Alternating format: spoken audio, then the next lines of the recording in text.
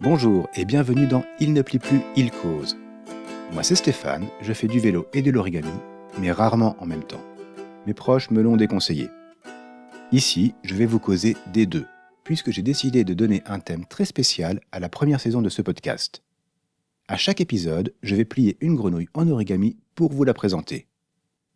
Parce qu'au Japon, les grenouilles symbolisent, pour les voyageuses et les voyageurs, la promesse du retour à la maison. Alors, après l'épisode, lancez-vous, pliez celle qui vous plaira et accrochez-la à votre vélo. Pour l'aspect porte-bonheur et parce que c'est classe, il n'y a pas de raison. C'est aujourd'hui l'avant-dernier épisode de la saison. Pour l'occasion, je vous propose une grenouille un peu plus complexe que les précédentes. Rien d'insurmontable, mais c'est un modèle qui va demander 2 feuilles et une double dose de concentration. Allez donc la voir sur mes comptes Flickr, Pixelfed et Mastodon, histoire de vous familiariser avec elle. Les liens sont bien sûr dans les notes de bas d'épisode. Pour la dernière fois de cette saison, nous allons parler du modèle d'un plieur japonais. Le plieur en question, c'est Seiji Nishikawa. Il est né en 1963 et fait partie des fondatrices de la Japan Origami Academic Society en 1990. La Japan Origami Academic Society, ou JOAS, est une des 2 grandes associations d'origami au Japon. Entre autres activités, elle édite le bimestriel Origami Tanteidan Magazine, qui en est à plus de 200 numéros, et organise de nombreuses conventions, dont la célèbre convention Tanteidan qui a lieu tous les ans au mois d'août. L'autre association, c'est la NOA pour Nippon Origami Association. Seiji Nishikawa publie régulièrement des diagrammes de ses créations, notamment dans la revue Origami Tanteidan Magazine. Il sort un premier livre en 2000 en collaboration avec Fumiaki Kawahata, sobrement intitulé Origami Insect One. C'est un beau témoignage de la guerre des insectes qui a fait rage la décennie précédente au Japon. Pour plus d'informations sur cette guerre des insectes, je vous invite à écouter l'épisode précédent. Et c'est en 2003 qu'il publie son premier, et pour l'instant unique, livre en solo. Il s'agit de Works of Seiji Nishikawa qui propose 31 modèles couvrant une période de 20 ans. Au sommaire, on trouvera uniquement des modèles figuratifs, dont beaucoup jouent sur les 2 faces de la feuille. On remarque aussi une bonne partie de créations multipièces. Alors l'origami multipièce, ça consiste à plier plusieurs feuilles, chacune correspondant à une partie du modèle. Par exemple, une pour la tête, une pour le tronc, une pour les jambes. Elles sont ensuite assemblées et maintenues par des systèmes de blocage qui évitent, parfois, la colle. À ne pas confondre avec le modulaire, où on plie X fois la même pièce pour ensuite créer un modèle géométrique. Ni avec l'origami multicouche, où on empile plusieurs feuilles pour multiplier les couleurs. Certains des modèles du livre, comme le lion, sont minimalistes, d'autres, comme le dragon, bien plus complexes. À chaque modèle, Seiji Nishikawa nous donne quelques anecdotes concernant l'état d'esprit dans lequel il était lors de sa création. La plupart se plient sans avoir besoin de modelage final. À chacun, à chacune, de choisir le meilleur papier pour obtenir un beau résultat. Quasiment 25 ans après sa publication, c'est un livre qui a traversé l'épreuve du temps. Les diagrammes sont très lisibles et la structure des modèles les rend intéressants et agréables à plier.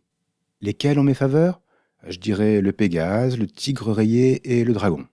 Les clowns aussi sont chouettes. Bien sûr, il y a aussi le modèle qui fait qu'on est là aujourd'hui, la grenouille. En plus, celle-ci est particulière. Pas parce qu'elle est pliée avec 2 feuilles, mais parce que c'est la première grenouille de cette saison à ne pas être un modèle générique. Celle-ci s'inspire d'une œuvre artistique japonaise pouvant être considérée comme le premier manga, le Shoujo Giga. C'est un emaki, autrement dit un rouleau peint racontant une histoire.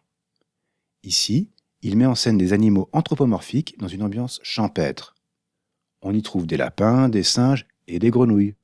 Vous avez un lien en note qui vous aidera à satisfaire votre curiosité.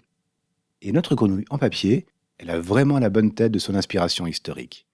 Elle est représentée debout, sur ses pattes arrière et les pattes avant écartées. Son gros ventre et l'expression qu'on peut donner à son visage achèvent de lui donner un air jovial. Comme je le disais, elle se plie avec 2 feuilles, une pour les bras et la tête, l'autre pour les jambes et le torse. La partie basse de l'animal ne pose pas vraiment de difficulté, mais la partie haute, c'est autre chose. La faute, si l'on veut, à la volonté de Nishikawa d'intégrer 5 doigts à chaque patte avant de sa grenouille. Il s'inspire, il le dit lui-même, des travaux de Jun Maekawa sur son petit démon. On en a parlé dans l'épisode précédent, le 8e de cette saison. Allez écouter l'épisode précédent. La technique est différente, mais l'émulation fonctionne. On se fait quelques cheveux blancs, mais on finit par obtenir le résultat voulu. Non sans avoir expérimenté ce que même les plieuses les plus aguerries redoutent intensément. Devoir répéter à gauche la longue séquence qu'on a galéré à plier à droite. Mais une fois qu'on en a terminé avec ces petites mimines, le plus dur est fait. On peut faire une pause, respirer, le reste se fera plus tranquillement. Donc oui, elle est assez difficile comparée à celle qu'on a pliée jusque-là, mais on peut y arriver.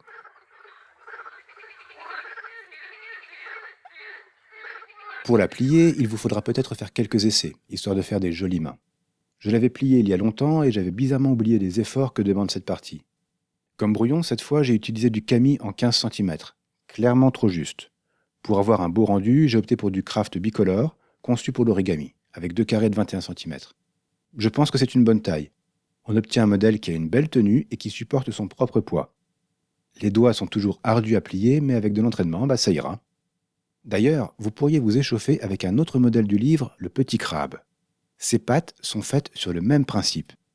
Ah oui, d'ailleurs, pour les instructions, je n'ai qu'une source à vous proposer, le livre de Seiji Nishikawa, accessible sur archive.org. Si vous préférez l'objet physique, il est en vente en France sur le site Origami Shop et au Japon sur le site Origami House.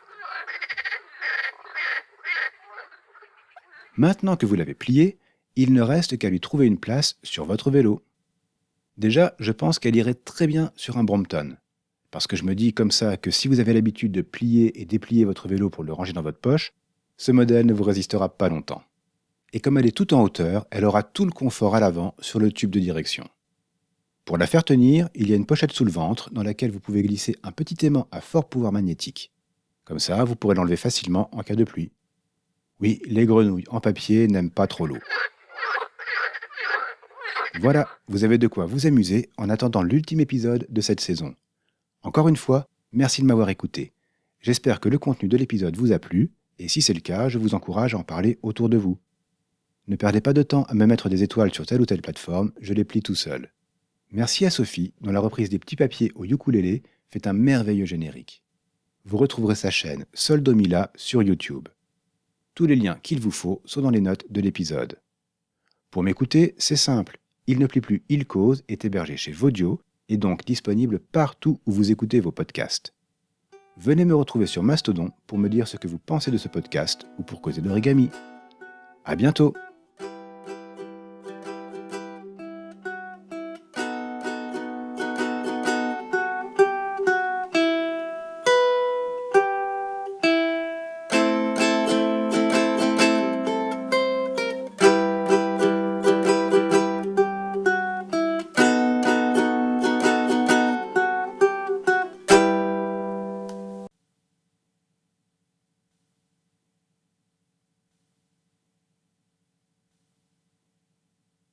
Oui, il y a Reco.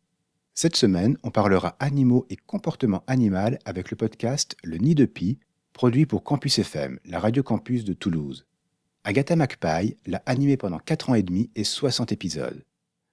Éthologue de formation, elle nous fait découvrir les comportements méconnus du règne animal. Les épisodes durent entre 30 et 60 minutes et nous font voyager à travers le monde en compagnie de scientifiques de tous horizons. Bonne écoute! Et n'oubliez pas, amis cyclistes, pliez une feuille, pliez une roue de vélo, et attention, il y a un piège, pliez son Brompton,